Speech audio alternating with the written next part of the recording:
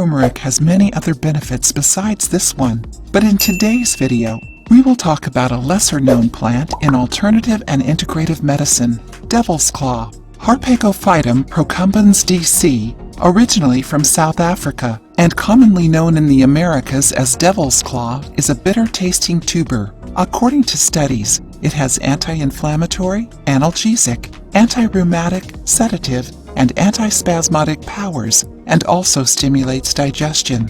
Although it has been long used as a medicinal plant by native African people, it was only in 1958 that the first scientific studies about the plant were developed, and since then its use has become fairly popular for many medicinal purposes. Devil's claw is used as an aid to treat rheumatoid arthritis, joint inflammation, and degenerative disorders of the locomotor system, such as arthrosis, bursitis, fibromyalgia, spondylitis, and tendinitis. Are you enjoying the video so far? Leave a comment to let us know if we are contributing to inform you.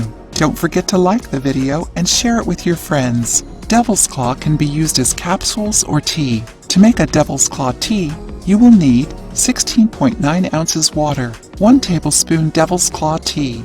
Making it is easy. Bring the water to a boil, and once it boils, turn off the heat and add the tablespoon of tea. Close and let it cool down a bit. Strain and drink. You can drink 2 to 3 cups a day, in between your meals. However, avoid drinking this tea during the night. Both the tea and capsules of devil's claw are recommended to alleviate the pains caused by the diseases mentioned before, and also to balance uric acid, strengthen the immune system, favor good cholesterol, HDL, and control bad cholesterol, LDL levels. Besides, devil's claw has detox properties that act in the liver, and also stimulating properties that contribute to the digestive system.